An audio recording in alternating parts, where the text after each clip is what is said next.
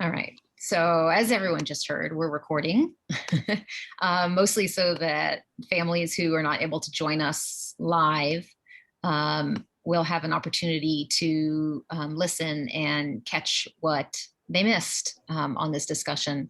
So we're super excited today to bring together this group to talk a little bit about the importance of registry data, data in general, and why your data matters and how your data is being used. You know, the SCN8A Registry has been around since 2014, and the data that we've been collecting along the way has really helped propel things forward. And we want to share with you, the families, a better understanding of why it's important, why taking the time to work on filling in something that does take quite some time and effort, and why that's really important. So we'll be hearing from a couple of folks today. First, we'll hear from Nasha Fitter, who's a VP for Rare Diseases at Ciitizen. And many of you remember Ciitizen is the company that Praxis brought in to help first kind of pull in all of our data, right? So if you've logged in at all, or if you haven't tried it yet, I think there's still some space. Basically what it does is it brings in data from every institution that you've been in. And then that data is something that Nasha's going to talk a little bit about how they're going to be processing that, organizing it, and then using that in conjunction with registry data. And she'll talk about that. And I didn't write on here, but she's also a FOXG1 mom. She's a rare mom. And so she'll talk about it from their experience, how they've used that data. And then Kelly Dalby, who is at Praxis, who works in clinical operations, also a rare mom.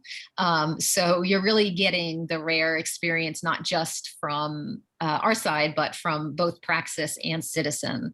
And then, of course, you all know Michael Hammer. So I'm going to go ahead and just open it up. This is a very informal discussion, and it's mostly just to open up and give you guys an opportunity to have your questions answered about how data is important and how it gets used. So Michael, do you want to share with us a little bit about the journey of the registry and kind of how the data has been used? Yeah, absolutely. I'm going to give sort of some of my, what I think are some exciting things that are going on in the registry, and it's not going to be targeted directly toward the trial that Praxis is going to be starting at some point soon.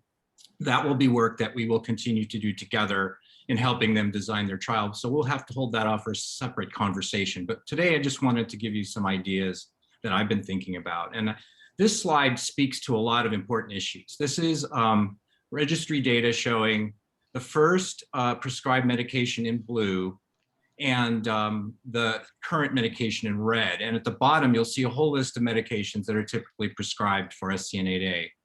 And it's really obvious to see with your eye. You can blur your eye and see the first medications, which tend to be Keppra and phenobarbital, tend to be very not prescribed as much once the diagnosis of SCN8A is given.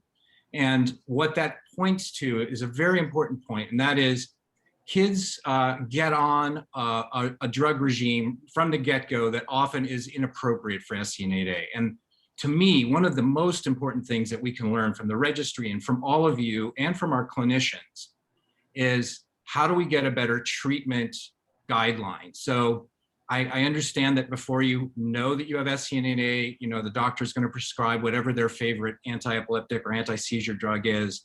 But once you know that you have SCN8A, we need to have doctors prescribe drugs that are the most effective for the particular patient at hand. And so SCN8A and knowing which form of SCN8A you have is so important. So we are doing work toward that goal. And to get better treatment guidelines, we, the Alliance and Clinician Network are working together to do a literature review, to use the registry data that you all are providing, clinical data and experience to understand the various patient subgroups in our population and how those patient subgroups may differ with respect to what medications are the best for that particular subgroup or that particular patient.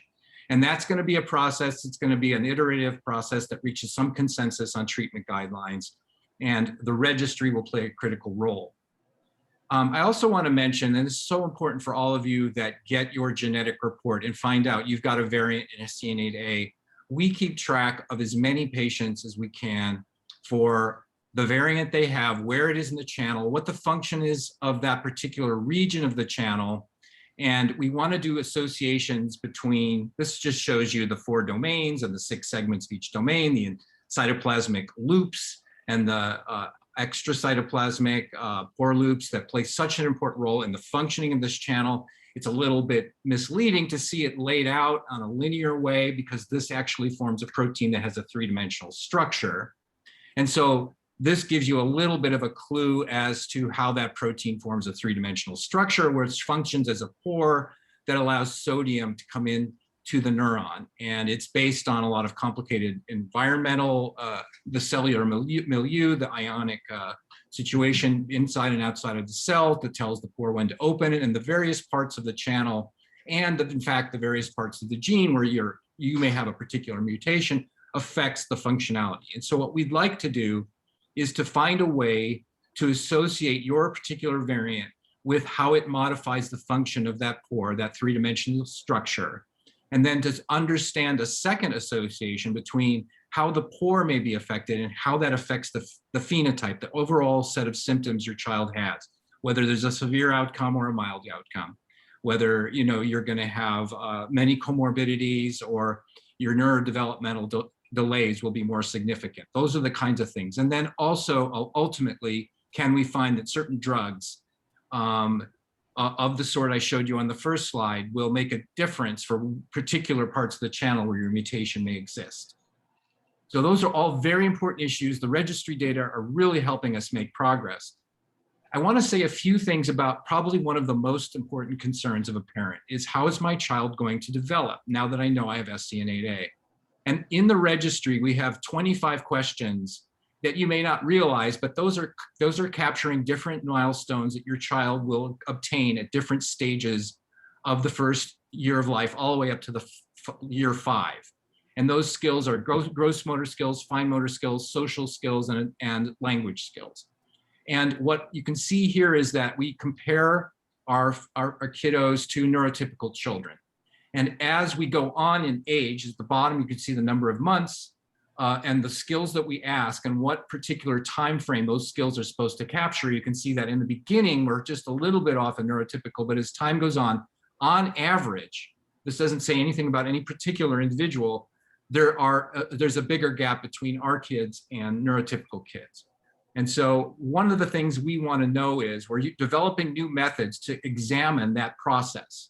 And here's one of those methods, and I want to thank very much one of the students working on this, Josh Hack, which I'll show you him in a second. This shows you the 5 years of life in months at the bottom, and then each skill that's acquired. And this is neurotypical development here in black.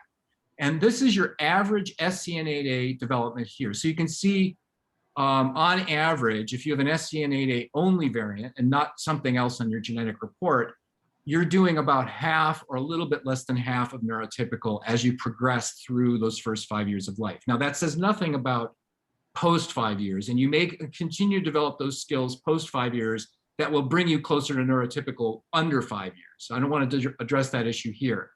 But this shows you for all of those with an early onset, so within the first 6 months of life, SCN8A is dominant in a sense that it's more effective of neurotypical development than if you have SCN8A plus some other variant, which does a little bit better for the earlier onset.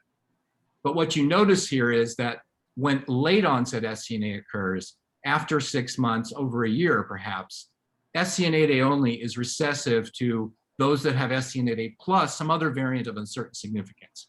So we're keeping track of all this information in the registry. It's very important for us to understand not only your SCN8A variant, but what other variants you might have on your genetic report. I want to shift gears a little bit now to talk a little bit more about that phenotypic, genotypic association. So as you know, many SCN8A variants impair channel inactivation. So channel inactivation is a very important process. The channel starts out in a closed state. It opens to let sodium in. and then it reverts to an inactivated state. And many of the variants that our children have prevent that inactivation gate from closing properly. So you get increased persistent current when the core should be calm and steady and closed. And so many of us with the de novo gain of function category, allowing excess sodium into the cell, which causes hyperexcitability.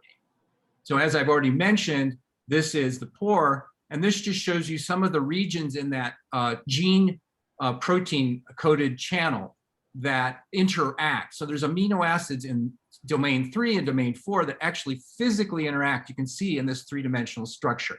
So one of the things we thought would be most important to look at first is what are the variants that affect the ability of the channel to close properly and prevent sodium from getting in the neuron when it's not needed. And so these arrows show you the regions that we're looking at. We're examining patients in the registry with variants in these regions and comparing properties and symptoms of patients with variants in this, what we're calling the fast and activation regions. And here you can see, I want to distinguish two of these fast and activation regions. One is called D3S45 and the other is in the inactivation gate itself. So I'm going to show you a couple of slides that compare patients with variants in these two regions. So as far as developmental skills go, for those that have a variant in the D3 S45 region, you can see these are individual patients, and one of the patients here is developing normally, neurotypically, whereas most of the other patients are fairly severely affected in terms of development, but relatively similar to what we saw on average for SCN8A variants. If we switch to the region that's called the inactivation gate, surprisingly perhaps, these patients develop much more neurotypically. There are a bunch of patients that are close or right on top of neurotypical development, and these patients tend to have their seizures controlled and development occurs relatively neurotypically. There are some that stop developing skills at certain ages. I've put arrows on those particular individuals.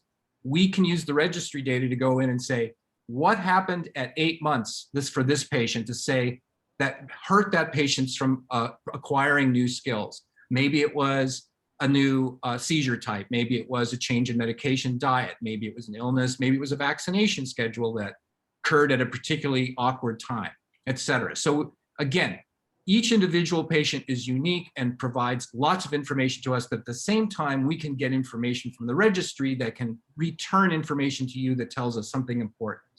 For anything that's avoidable in causing developmental delays to continue, we need to do those things.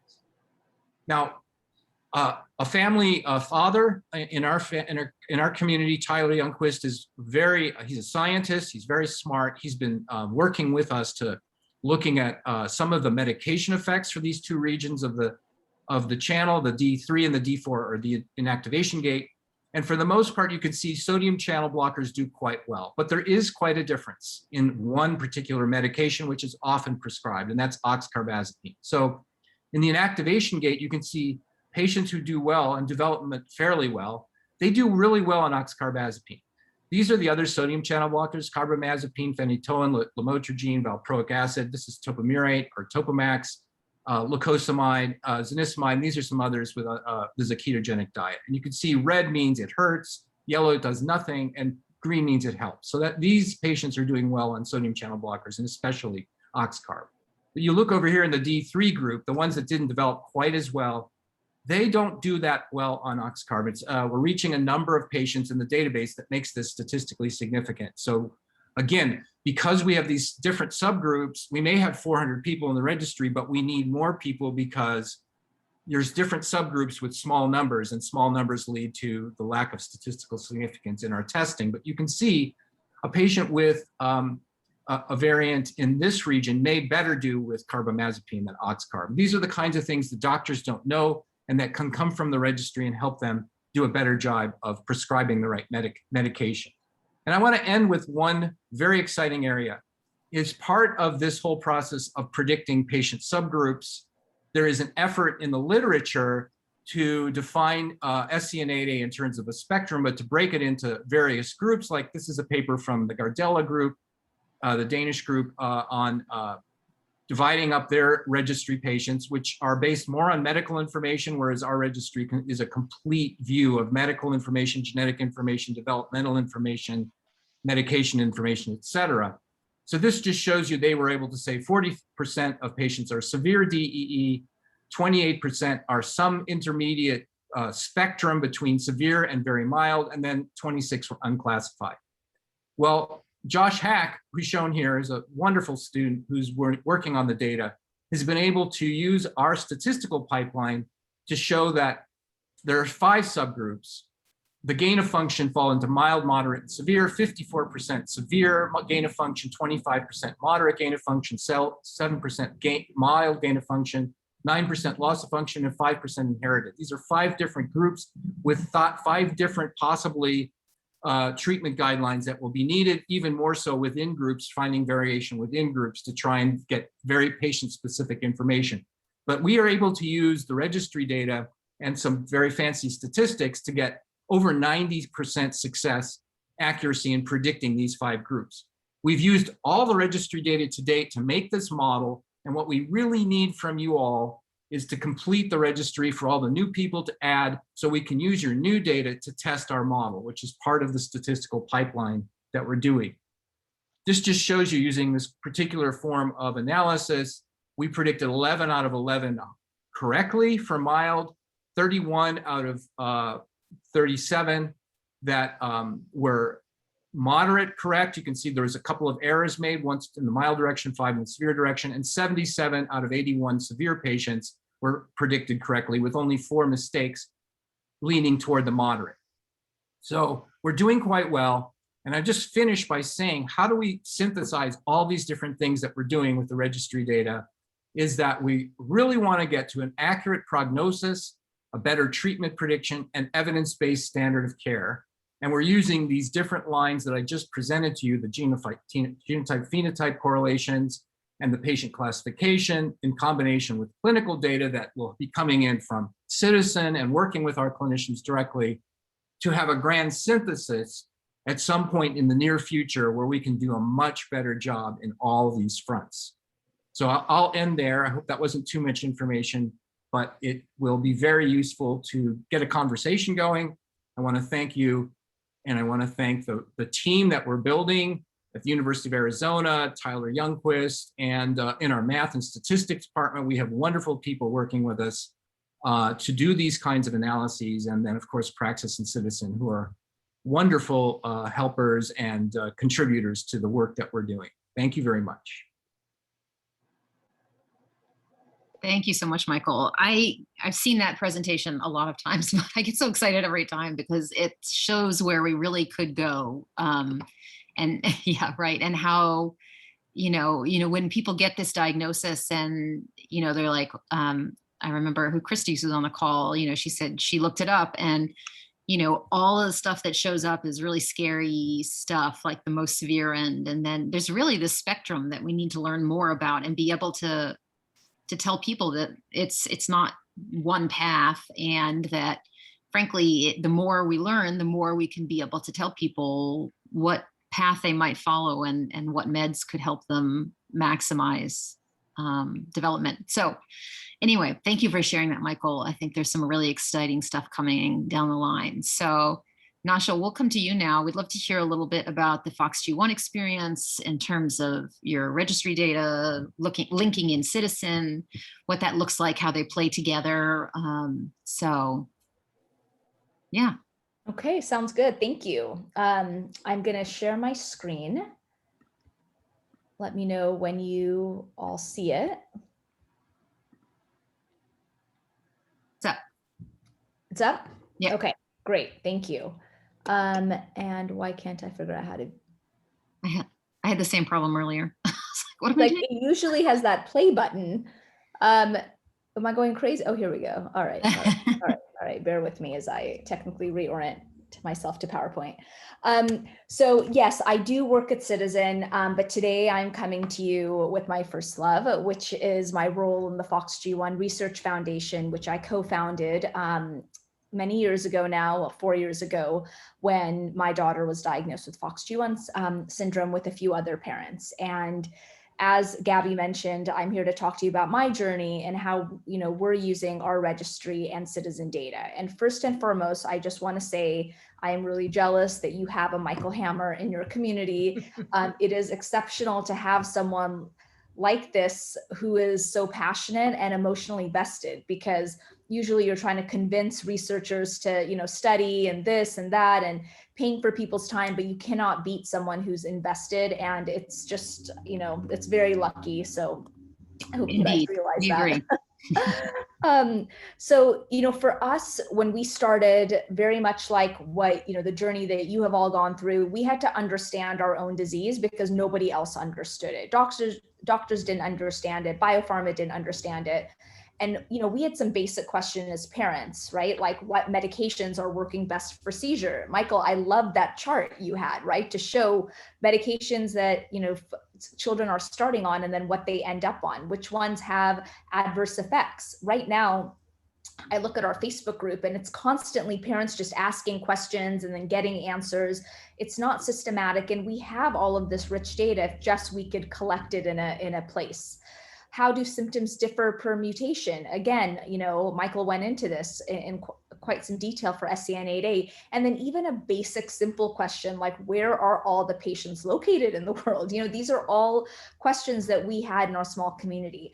And then for researchers and biopharma, questions that they need answered before they want to invest in really studying this condition is things like, what pathways were affected by FOXG1 and which pathways affect the FOXG1 gene, right? What can be a target that could be druggable? And then are there clear endpoints that we can measure in a clinical trial? Because if they're not, then who is going to want to invest in a clinical trial?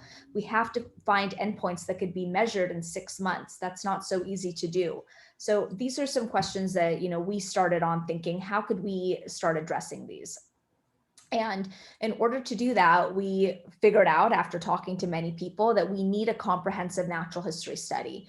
And natural history studies are a word that gets thrown around, quite a lot, but basically all it means is, what is the history of a disease per patient, right? And you find that in a couple of different ways. One is survey data. So these are the questionnaires that you're filling out on your registry. That's very important, right? The patient, the caregiver point of view is very, very important in a rare disease. Then the clinical data, how are clinicians observing the child? And when you go for your checkups every 3 months, every 6 months, when you end up going in for hospitalizations, all of that data is really important. And then also a biobank. So getting samples, blood samples, skin samples, and then turning them into models that you could then work on, and having these all connected. One of my mentors is Neil Kumar, who's the CEO of Bridge Biopharma, a really phenomenal person and a really phenomenal company. And he told me when I started the foundation that if you do nothing else, if you just do one thing, just create a natural history study for FOXG1 research. Literally, don't do anything else, just do this. It is critically important. So, how did we go about doing that? So first, we had to figure out who our patients are. And we literally just started combing Facebook groups and put it on just a Google spreadsheet to figure out who was even in our community. Then we contacted these folks to join our patient registry, which we had to set up. In your case, you're so lucky that you've got someone like Michael Hammer, who's already set up this registry and invested in it. It's tied to a university, it's IRB approved. These are all the things that are really critical.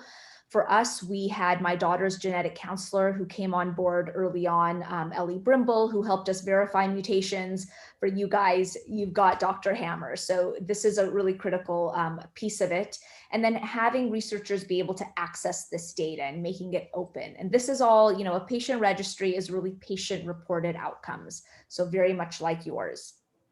And then the next part was getting clinician reported outcomes. And as you'll see, I've got a little, there's a corner here that says Amara's natural history study. So we've connected it's basically just a button to sign on to Ciitizen. So it's one connected experience. And this is really critical. And so then we set up our platform to collect clinical outcomes.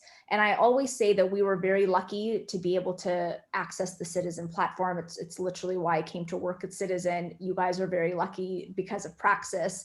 We have a waiting list of over 50 groups trying to get onto the platform, and we don't have capacity. So it's an amazing platform, because normally you would have to do an in-person study to gather clinical input. This costs millions of dollars. It takes 5 to 10 years, and you still don't get a good amount of data because it's very hard to keep going into a center to do these studies. So this is what the Ciitizen platform is really trying to help in the rare disease space. And as you know, some of you are probably on the platform, you know that we collect the medical records, you own those records.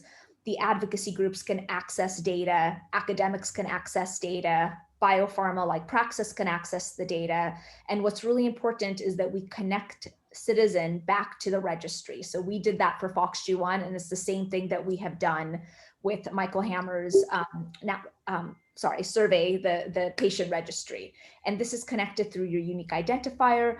And this is what it means to have a longitudinal view of a patient's history. It's all of that data connected, not in silos. And this really creates that rich story about your children that is so critical. So, you know, with Ciitizen, for FOXG1, we're aiming to get 400 patients with the syndrome on over a couple of years, and do the medical record collection, the systemic data extraction, and then have the data. Now, many of you on the platform, this is what you see. You likely see your medical records. For those of you not on the platform, you know, when you come on, this is what will happen. All your records will be collected and digitized. And you'll notice there's a share button on top where you can easily share your records. We also collect all the MRI images and put it into your account. And again, you can share that with clinicians. So you're no longer collecting that CD of your child's MRI and then mailing it to, you know, different clinicians and then upset when you lost it. It's all here in your account. And it's a huge benefit for us as caregivers to have this information. So we talk about data extraction at Ciitizen, and I want to actually show you what that exactly means. So here is an average neurology note. This is actually a note for my own daughter. And I've just circled some of the elements that what we do at Ciitizen in terms of extracting the important elements in these notes. So this is called an unstructured note. It's basically paragraphs, right? It's a doctor just writing down thoughts. And this is where all the rich data lies. It doesn't lie in nice structured tables that we could just extract easily. And we are developing a machine learning platform to actually go through and do this work with human reviewers. So you may notice in the second paragraph, there's something circled that says decreased tone throughout. Now, a way a physician may be supposed to write that is generalized hypotonia. But as you probably know, doctors across the country, across the world will use different synonyms. So a huge part of our work is actually focused on building synonyms and understanding phrases.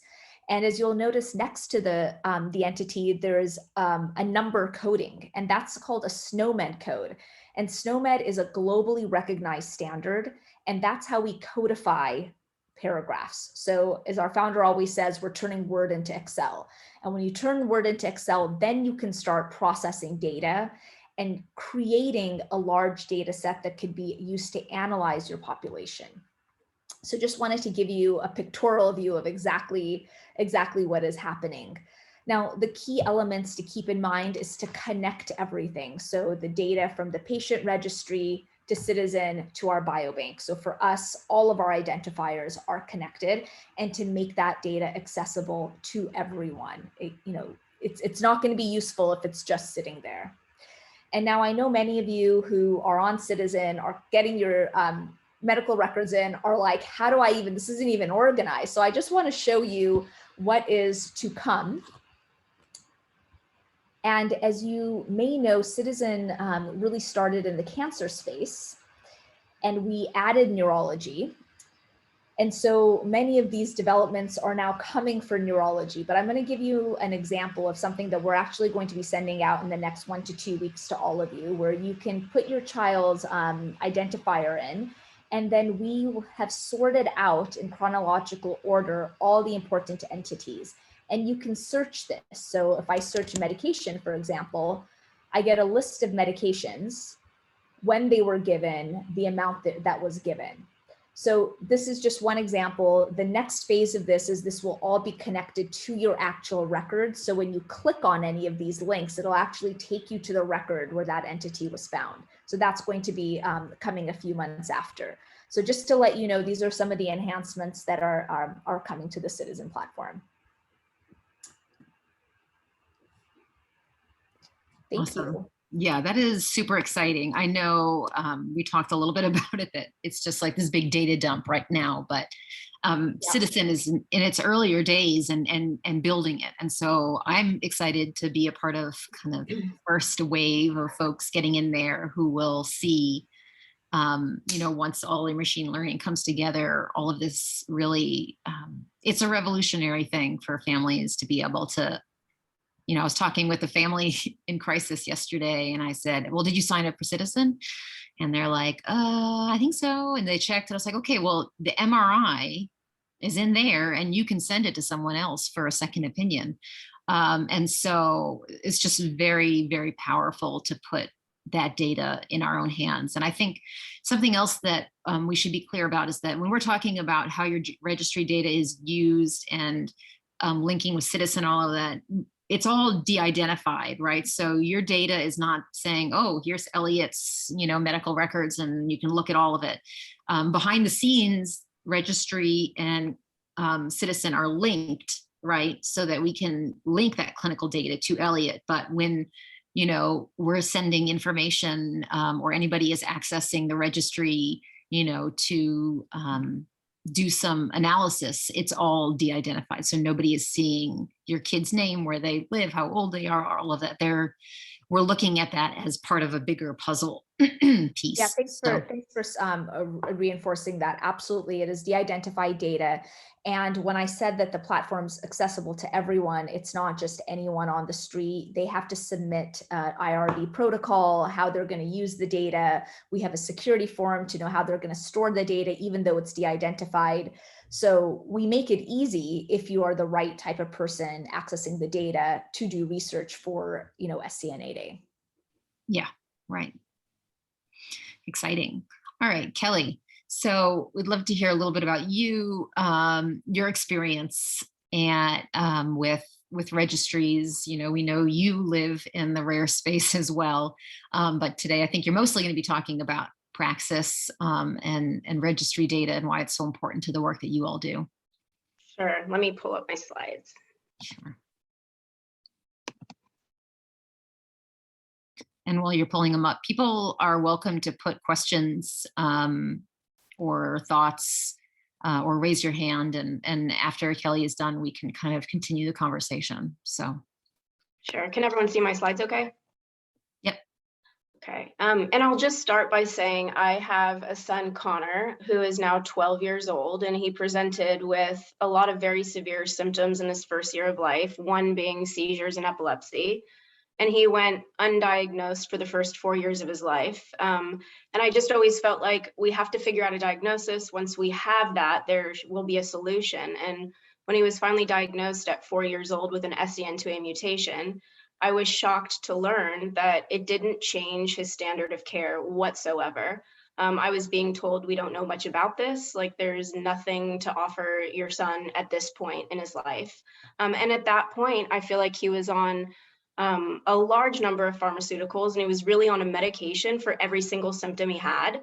And he was at the worst stage, like nothing was helping. A huge frequency, like huge number of seizures, wasn't sleeping, had GI complications, had a movement disorder, had constant irritability, and nothing was helping. And so I decided to start a biotech company. I co-founded it with 2 other people to really focus on understanding SCN8A and bring treatments to these patients. And I've been working now at Praxis for 2 years, and I work on an SCN8A program and then the SCN8A program. And just what was already shared, like we started a natural history study in 2A, which is very similar to the SCN8A Registry, and that's already like a massive start in these communities. So it's really exciting. It's a really exciting time, I feel like, for these patients, where we finally have like more of an understanding. We still need to understand more. We need more data, but it's in such a different place than it was 8 years ago when my son was diagnosed. So our mission at Praxis to help patients by delivering life-altering treatments faster and more effectively than has ever been done before, and to do it again and again. And for us, one of the most critical components of how can we speed this up and get the medications to these patients that are in desperate need is data. And you heard from Michael on the registry data, it's phenomenal information that we're learning. And then Nasha from Ciitizen and having medical records to enrich these studies is really fantastic. So for the 8A population at Praxis, we have Prax562, which is a small molecule. So it's an oral medication, either by pill or a liquid formulation. And it's the first persistent sodium current blocker in development for the treatment of a wide range of different diseases, and then including 8A. And you heard Dr. Hammer talking about many 8A patients have a persistent sodium current. And so we're hopeful about what we're going to see in this patient population with Prax562. And right now it's being studied in a phase 1 clinical trial, which means it is currently in people. It's in healthy volunteers. It's in adults, where we're learning about the safety profile of this medication. And we're learning things like what would an appropriate dose be for SCN8A patients, SCN2A patients, and really evaluating it for safety. And then what other medications these patients are on. Is that safe to take in combination with 562? And once we really understand the safety data, then working with regulators and seeing how we can bring this to patients that so desperately need something new. And then benefits to research through your participation. So we already talked about help accelerating treatments for SCN8A is really about the data. And then informing clinical trials through patient population identification. There's a lot of talk about epilepsy and seizures in 8A and in 2A, but seizures and epilepsy are just one symptom among so many. So really understanding, like, number one, seizures, what's the frequency, what seizure types, are there different subgroups, do those seizures match the profile in these subgroups? And then really, like, what other comorbidities are really important to address. We got some very early data from Ciitizen on the 2A program, which was the first cohort we started with at Praxis. And it was every single patient had severe sleep disturbances. And that was a massive issue in this patient population. So, and I know for myself and in many other parents that I speak to, I've had seizure control. I've had periods of seizure control with my son. He's not in that much better of a state than when he's having, weekly or even daily seizures. There's so many more comorbidities to understand. And then how do we design trials that are going to pick up early signals that this is helping not only seizures and epilepsy, but other problems in this disease? And then what are the best assessments? Are they developmental scales? Are they sleep scales? What do we want to incorporate into these trials when we're designing them to match the disease and to match the patient's journey, so that we're measuring the appropriate things? And then the biomarker development. This is really exciting that Ciitizen brings in. They have the ability to collect all of these raw EEG files from SCN8A patients, from SCN2A patients. And that's something that I'm not aware that has ever been done before. I know certain studies are looking at a subset of EEGs, but to have the first ever EEG from an 8A patient, and then based on what medications they're on, how does that change all the way into their most recent EEG? That's really exciting, and we're hopeful that we're going to learn new information from that. And then characterizing the current standard of care. What medications are these patients currently on? Are they helping? How many different medications? So really understanding that. And like Michael pointed out, we're getting a lot of information in the registry that's informing that. That was great data. And then creating a community of patients and clinicians with the common goal of learning. I'm already personally, from Praxis's point of view, so impressed with the 8A community. When we opened the Ciitizen cohort at Praxis, it was right after we opened the SCN2A cohort, and we were offering spots to 50 different caregivers and patients. And within 2 days, all 50 spots were full. and we had to open a second cohort, and that just speaks to this community, and it was so impressive. It made me really emotional that parents were just running to sign up and understood the value in this. And the great thing about Ciitizen too is there's so much value for the parent and caregiver. Just for me, I joined it, and to have all of my son's medical records from birth to current in one portal that I can access. I learned new things about my son's care, just seeing all of that in one place. Just learning that he was diagnosed with a movement disorder, choreoathetosis, at 4 months old. I had never even heard that term till he was a few years old. So the medical records to actually enrich things like the registry or a natural history study are so valuable. And then obviously open access data. So any researcher with an IRB approved study able to access this, or any biotech company working in this space. What we all want more than anything is for treatments for these children that actually work and help their quality of life. And so making that available it's an exciting place to be. So that's about all I had. I don't know if there's any questions, or Gabi, if you want to take over, I can stop sharing. Yeah, no, thanks so much, Kelly. I think that it's the registries can seem very kind of amorphous and just kind of like this thing that's there, but I think that everyone today kind of helped us reframe thinking about where the value in that lies. So I appreciate everything that you shared there. So I don't know if anybody who's online has a question and wants to chime in. I think everybody's shy and off camera and maybe working while they're trying to listen in too. So I don't blame anybody for that. But one of the questions that I got from somebody who wasn't able to make it today was how you envision, like from Praxis's point of view, your vision for Ciitizen and the registry together, if there were things that you were really trying to learn. I guess the way they really said it was like, why did Praxis decide to do this? And I think you started to get at that, both from Nasha and from Kelly. But I think just kind of being very, clear about the value you saw in bringing these two types of information together, the parent reported data, which is critical. Nobody knows our kids like we do, but then also, all of these mysterious notes and things happening in the clinical side that we never see. Is that a question for me? Or yeah, sure. If you want to start there, yeah. Well, I think the example that I use, like if I were to be filling out a very detailed questionnaire, I would have said my son presented with choreoathetosis at a couple years old. That's how I remember hearing the diagnosis. And then going back to his medical records and seeing a neurologist use that term at 4 months old. So combining the parent reported data with the clinician reported data, I feel like that is how we build a true picture of what's happening in this disease. Both are needed, both are equally valuable. And right now we have that in the 8A community and we have that in the 2A community. Mm-hmm. Mm-hmm.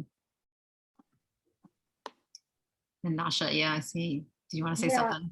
I was just going to say, there's certain symptoms that only a parent can really give context into. So for sleep, for example, a parent can really give much more richness and a story behind what is really happening on a day-to-day basis with my child's sleep. Things like constipation. Constipation actually has been used as a clinical endpoint in a trial because it's pretty easy if your child's pooping or they're not pooping. So these are things that actually you're not going to find in a medical record, and you need that patient-reported outcome. So it is the combination. And this study, I will say that we work with many pharma companies. I haven't seen one that is going this detailed to truly understand the symptoms of patients. I mean, the EEG biomarker work is really next level. So I'm super excited to see what comes out of this for the 8A community. Yeah, no, it's super exciting, kind of what's on the horizon, I think. And I think in a bigger scale, I think for people to recognize that this is the kind of work that Praxis is investing in and Ciitizen is doing is going to help us advance the understanding of rare epilepsies in general, right? We'll start to see these trends around sleep, around constipation, and maybe start to better understand if there are biomarkers that are speaking to that side of things, or if there are just to continue to learn, because there is a lot of crossover between, what happens to our FOXG1 kids, our 2A kids, our 8A kids, and so learning from that. Nasha, somebody asked a question. Can you amplify how FOXG1 actually combined registry with clinical citizen data and biosamples? So, and if there's what things might look like if 8A wanted to do that same kind of integration. Yeah, and the good thing is that your community is doing that. So what I meant by that was really just the unique identifiers of a patient being shared on all platforms. So for example, on our registry platform, we have a place where a patient's Ciitizen unique identifier is listed, as well as our biobank identifier. Our biobank is at Coriell. There's many different types of biobanks. And so we have all the identifiers. So, and with Coriell, we've also provided our registry identifier and the Ciitizen identifier. So everything is tied. So when a researcher goes to our registry platform or Coriell's platform, they can then download the data from other platforms and combine it and actually see the longitudinal view of a patient. Again, it has to be an approved researcher with who is, IRB approved, et cetera. But that was important work for us, and your community has done the same. I don't know about the biobank, but I know definitely between the registry and the Ciitizen platform. Yeah, a few years ago, as a result of one of our scientific meetings, we, the researchers and clinicians said, what we really need is a biobank. So we actually worked with John Schreiber at Children's National and have started to build something there that we're looking at how to expand. But yeah, certainly connecting all those dots is hugely helpful. I wonder, Michael, one of the things that you talked about, which sometimes can get kind of lost in the mix there, was about how we need more people to understand, right? I mean, I saw some of your end there, the numbers were like 8 or 18 or 12, but to have statistical significance and really seeing, what the variation in our community is. And can you talk a little bit about the importance of numbers? Sure. Yeah, there's two aspects of that. One is, like you said, we're trying to define these subgroups, and some of the subgroups are not very common. So mild patients may be 10% or less. If we want to really understand mild patients, having 100 people only gives us 10 patients. So that's not enough for us to really understand mild patients. So the importance of building the numbers is definitely directly related to the prevalence of any particular subgroup. Of course, every individual is unique, and but we're going to try and look at individuals within these subgroups to see if there are even further variants within, to see what kinds of rules apply generally across a subgroup or are broken within a subgroup, and how that would affect treatment guidelines. So clearly we need, the other aspect of this I mentioned was that we've built a model. So this is more of a statistical question. We built a model using all the tools we have statistically, like the quadratic discriminant analysis allowed us to see that we were 90-some% accurate in taking the individuals we've already examined. And we have a little circularity in that because we had an intuitive idea of what the critical features are that would distinguish individuals into these subgroups, such as how many developmental skills they acquired at what rate, what their combination of comorbidities was, their seizure types, the time spent in seizure per month, which would combine seizure frequency, seizure length and seizure frequency, which was a confounding variable. So we combined it into one statistic, et cetera, et cetera. So then we used those, let's say 8 or 9 critical features to define the groups. And we found that we were very accurate in defining the groups. Now there's a little circularity there. So what we really need to do now is to use statistical methods that are more objective. But that will require, now that we've got these subgroups, having more uncategorized patients come into the system and seeing where they fit to test the model that we've built. So we need another 50 or 100 patients this year with the registry drive. That's what we're hoping for, that will really help our ability to do this kind of work. Mm-hmm. Yeah, no, that's really exciting. And I think it's a numbers game, right? We gotta, and it's not just about getting everybody that we currently know of to fill out the registry. It's about finding all the people who don't even know they have SCN8A yet, or that, you know, getting access to testing to find that. I think that's really important too. I think also, just as to add to that for a second, in a very practical way, is that when your child presents for the first time to a clinician, there is already critical information that will be seen at that first meeting that can help define or predict one of these subcategories. So what your age of seizure onset is a really important factor. Whether it's developmental delays before your first seizure, you would know that, et cetera, et cetera. So, you know, often a clinician will ask for an EEG at the time of presentation.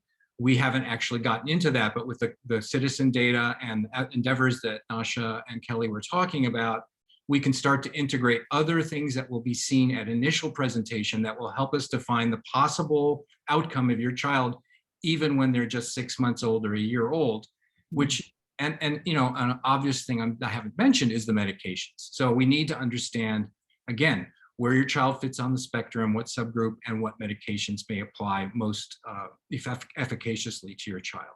Mm-hmm. Yeah, and there's so much that we still don't know about SCN8A, right? I mean, you've got these 5 subgroups that you're working towards, which is fantastic. And you've shared a little bit about the possibility and the power of that potentially being a predictor. But, you know, in the last year, we also found out about a kid who had onset at 13 years old, who was a scholar, a student, a star student, you know, in accelerated classes, and then it hit. And it's like, that was totally not on our radar. And there's so much that we probably don't know. You know, we're learning a lot from the registry, but the more that we can get people's stories told, you know, and the value of families sharing their experiences and their stories and their experiences, is that you get to advance the understanding of SCN8A or whatever your disorder is, and potentially how treatments can be developed for the widest range of those people. Yeah, I mean, that's why every person who does the registry matters. You know, you're not going to be lost in the crowd. Your individual story is important to us. And that 13-year-old childhood at onset, very late in life, you know, we can't necessarily say what that's about. We know that there are interactions between SCN8A and other genes and the genetic background, and there are all kinds of possible reasons that may be an outlier case, but that case can help us learn so much about SCN8A. So everyone should do it. Even if your child is very mild, you've got a SCN8A diagnosis and you don't have seizures, people sometimes ask, well, do I need to do this? And then the answer is yes. We need to know about you too. Mm-hmm. Yeah, and I want to open it up to any families who are here with us. If you have questions about registry, about how Praxis, you know, why Praxis thinks this is an important part of our community investigation. I have a question, Gabi. Oh, sure. Yeah, Christy. Hi. So I am an AA parent, and I'm just curious, we've participated in the registry in the past. And I'm just curious how, if Praxis, if you have any examples of maybe how you've used the registry data, or how having access to the data has been helpful, so that, you know, we as parents, you know, we try to support our, you know, other 8A parents, and how we can maybe encourage, you know, our fellow 8A parents who have become friends to also participate, because we do know that there is you know, there are parents out there who have not participated in the registry in the past, and I would like to try and reach out to parents and maybe have some concrete examples of how the registry has been utilized by Praxis. Sure. Well, to date, when I personally started working in the 8A space at Praxis, because previously I knew a lot about 2A, but 8A was new to me. The papers I found by Dr. Hammer about the registry were incredibly insightful. And then we've had quite a few calls with him going over the data and comorbidities and what medications were helpful and seizure types. So we're absolutely planning to utilize it more and more as we move farther along in designing these trials. But yes, it's absolutely been incredibly helpful already to date. And Deborah, I don't know if you want to add anything.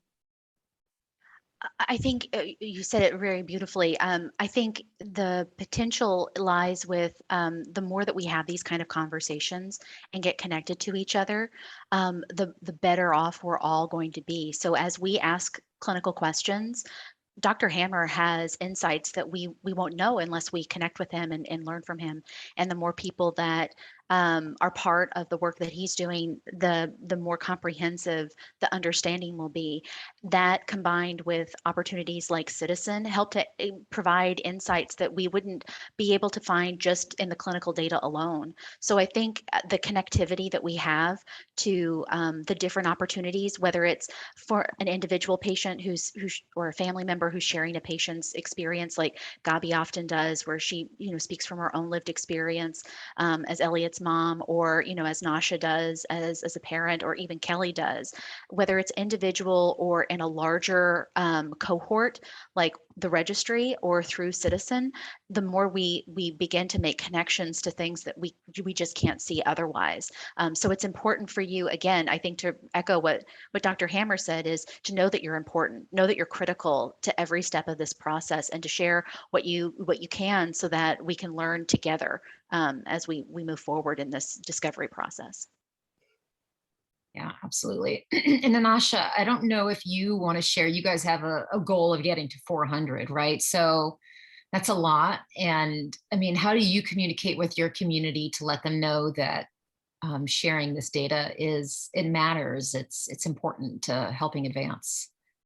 Yeah, and I mean, it's an ambitious goal. So we're going through everything that you guys are going through, where we had our first adopters, and now it's really, talking to other parents to let them know the importance. And I think in this case, it's amazing because there is a biopharma company developing a drug. Like, the data is incredibly critical, and there should be a real, movement to action, because, hey, the better information they have, the better this drug will be, right? So, it's really the only way anyone's going to understand a disease is if parents share information. So I think that could be a really big impetus driver. In our case, we use the same messaging and I really, for many parents, it's hard to see that there's going to be a future drug. Like, that just seems so abstract and so in the future. So we try to give back, and we explain that, look, this is going to help with our day-to-day decisions. And we look at the Facebook group, we take like some of the top questions, and we say, these are the questions that you will be able to find very easily. So this is going to help you day-to-day starting tomorrow. And it's also going to help you in the next couple of years, as we will hopefully engage with pharma and start using this data to develop drugs. But people are busy, everyone's going through things in their life, and a big part of it is just consistency, like just reaching out to people again and again and again, even if you feel like you're bothering them, because eventually they will do it. Yeah, and all of us know how busy these families are. So we are at time here. I'm sure we could discuss a lot further, but huge thank you to Praxis and Ciitizen, and more personally, Kelly and Deborah and Nasha, for sharing your experiences, the value in the registries, and your commitment to 562 Praxis is really amazing, and we're so thrilled that we have you in our community. And we're so excited for what Ciitizen is growing to be and it'll do for our community. So thank you all for being here, being a part of the community, being accessible to share your thoughts. And we're really excited to continue working with you and learning together. So thank you, everyone. I know that a couple folks have to go. For any families, so Deborah and Kelly, I know you guys have to run, so feel free to jump. I just wanted to share with families that